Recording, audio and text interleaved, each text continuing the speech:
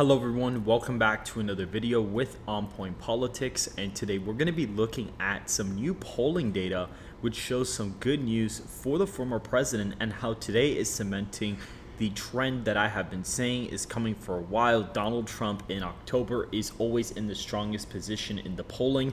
He always catches up during this month.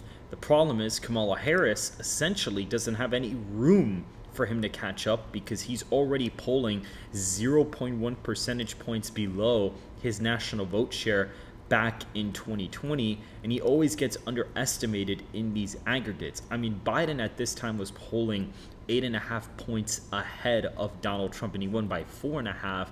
And right now, Kamala Harris is only polling ahead by 2. She's even polling worse than Hillary Clinton was around this time.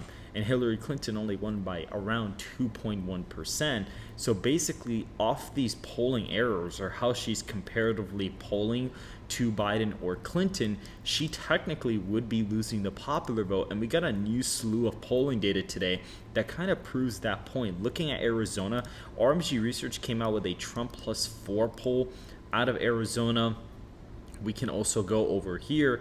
We'll also see some other things too. We got a poll out of Erie and Northampton counties, and we look at this. Donald Trump is up on all the major issues like border, immigration, cost, economy, and crime. Harris is still up on abortion, but that isn't a large part of the electorate. Now, as we keep going, we also see over here this new Pennsylvania poll has Donald Trump up in Erie and Northampton, which is a very important part of Pennsylvania. I mean, they've essentially been bellwether counties. As you see here, Northampton went to Trump by 3.8. He also ended up winning it by 1.6. In the next election, Joe Biden, he barely won that county, and Biden also won Erie by about a point or so, and so that's where you kind of get those margins. And now looking at the other polling that we got as well, Poly Market just completely surged for Trump today out of nowhere, which is kind of weird, but it seems like people are starting to place their bets, whatever they're thinking in their gut, essentially that's where it's going to start going now. We saw Donald Trump go from only leading by a point on the 5th to now leading by roughly, give or take, almost a 7-point lead in the aggregate, almost an 8-point lead. So this is fairly impressive when looking at this map, and we do see that Donald Trump, if he were to win the popular vote by 2, would be in a very strong position to win the Electoral College. I mean, just thinking about it, this is what the 2020 election would have looked like if the popular vote was tied. So clearly he would be sweeping all the swing states, and if he's actually winning the popular vote, it's going to be pretty difficult when it comes to this. It's going to be quite hard when looking at Kamala Harris's chances. If he is even eking out the popular vote, more than likely he'd be winning the election.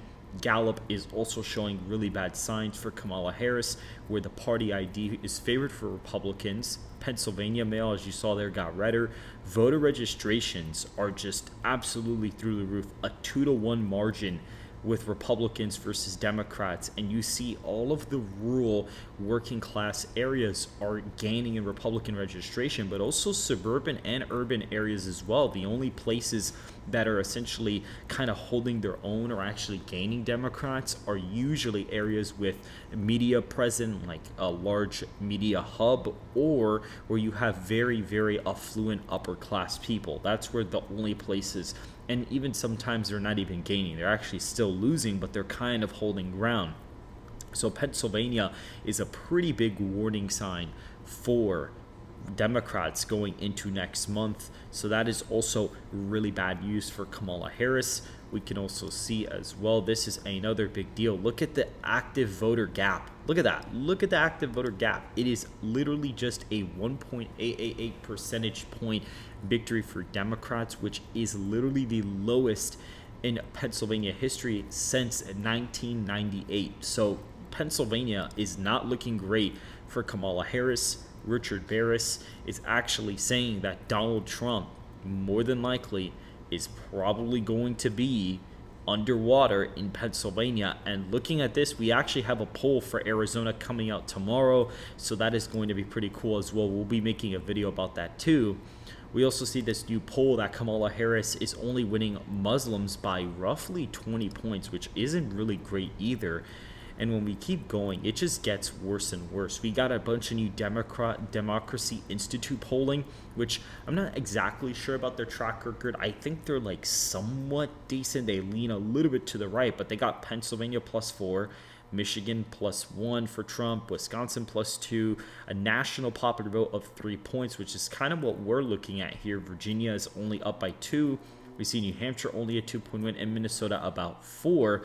The New York Times is going to be releasing a national poll this week. And also we currently see that Atlas Intel, apparently, I think he's saying is going to be releasing one as well. So that's going to be really, really interesting to see how that unfolds, unless he's referring to this being a roughly the same lead.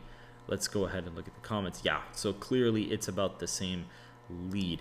But we go ahead and look more and more and more. We saw this new Virginia poll that was a little bit heavy. I mean, it's a very Democrat sample. I mean, there's no way Kane's going to win by 20. That's just not going to happen.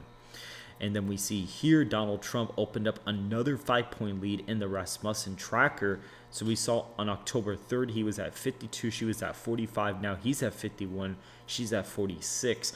So that is quite interesting that 2 days in a row, he's led by a decent amount, 7 and 5. That's pretty crazy. And I believe that when we go ahead and do the new polling, I think October 2nd might be included in that as well.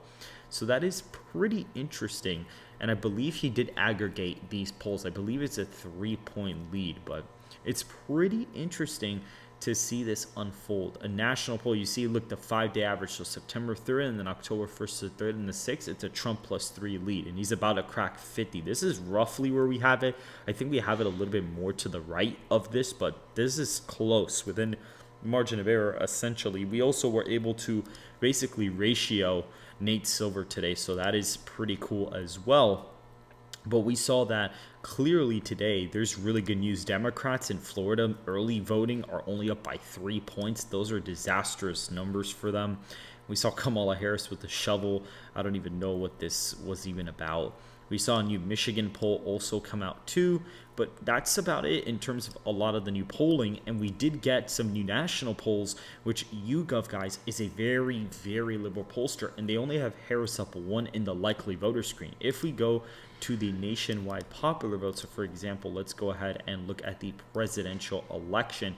What's going to be fairly interesting, this is going to pique a lot of people's interest. So if we go ahead and look at the presidential election and we go to national and 2020 and we look up Yahoo News, right? So if we were to look up that, this is the problem. Look at the lead for Biden. Let's go to the beginning of October so we can get a little bit more of an accurate sample. So the closest one would be the October 9th poll, since tomorrow is going to be the 8th. And we see right here, Biden is up by 8 points in the likely voter screen, and then was up 11. So they've overestimated Biden by a pretty decent amount last cycle. And so the fact that they only have Harris up by a single point is really, really bad news for Kamala Harris. Based on the news that we got today, it seems like my 2 to 3 point win in the popular vote for Trump would essentially come to fruition.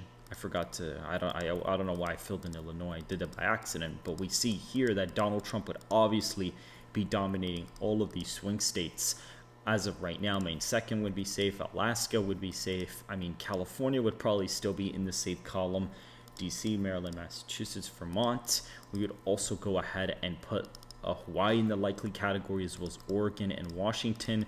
We put Colorado there, so that is also going to go in the likely column. Illinois will also be in the likely column as well. Connecticut, New Jersey, Delaware, Rhode Island, as well as New York going in that column, as well as Maine's 1st congressional district. So her losing the popular vote by 2 to 3 would definitely basically see a lot of losses in some of these blue states, as you see there. Now, Texas and Florida would probably be in the likely category still for both states, but they'd be close to 15. North Carolina, about a 7 to 8 point win is on the horizon. Georgia, 6 to 7 for Trump. Arizona is a pretty big win too, possibly around a 5 to 6 point win. Nevada, 5 to 6 as well. Wisconsin and Pennsylvania, roughly give or take a with 6-point win in Wisconsin, probably around 5, maybe 4 in Pennsylvania, depends on how things shake out. Michigan, I do think, is going to be under 5. It'll probably be a 3 to 4 point victory there. So that's what we're going to be looking at. And also New Mexico and Virginia, about 2 to 3 point wins for both candidates right now, at least for Kamala Harris. So that's what we're kind of looking at there. But New Mexico may be even closer than this, because New Mexico does have the majority Hispanic population, or the most Hispanics in the entire country. And if Donald Trump's gaining over 15 points with them, you're going to see a state like New Mexico trend to the right more on top of whatever gains Trump's going to make with the white vote. So you may actually see a sleeper flip in the state of New Mexico that people are actually not expecting. Now, right now, we currently also have Minnesota flipping in the lean Republican column. I actually do have the map pulled up over here. I believe we can see it. So actually, yes, look at this. This is actually the current map. Texas, Florida is still likely, but Michigan apparently is in the likely Republican column based on the new aggregates that we have, the new modeling that we've done. We do have them all in the likely column, and Minnesota is lean Republican, and Nebraska second, is really close, but it is barely going in the Democrat column, and Maine at large and New Hampshire are narrowly flipping Republican. So the current map is 328 to 210. So that's kind of where the model has it right now. We'll see how this shakes out. I do think this is a little bit too right-leaning. Maybe Minnesota is closer than this. I definitely can't see it being leaner. And New Hampshire and Maine, I mean, we'll see how those shake out, but I do think this may be a little bit too right-leaning. So we'll see how the polling kind of shakes out towards the end of the month. But right now, Donald Trump is in a very strong position to win the general election. And so if you guys did enjoy this video, make sure to hit the like button and to subscribe if you want more content just like this. And I will see you guys in the next video.